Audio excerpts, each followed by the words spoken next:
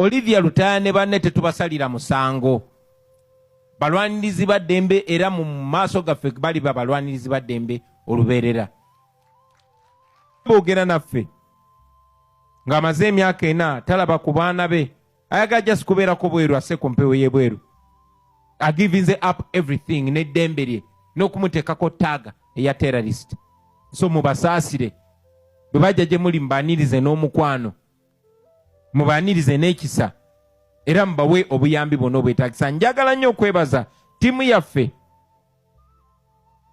abali wano n'abali mu diaspora ababadde balabirira family z'abo ba political prisoners n'abantu ababuzibwawo, abasasulira abaana baabwe school fees, ababasasulira rent. Mwebale nnyo obutalekera.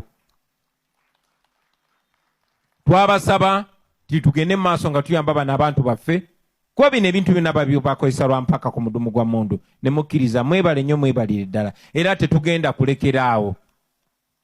Mumanye nti eyo yonna gye muli tukimanyi kye muyitamu era tumanyi bye babakozesa, ne mumanye nti muffe mukyayinamu emikwano egibaagala egibalwanirira.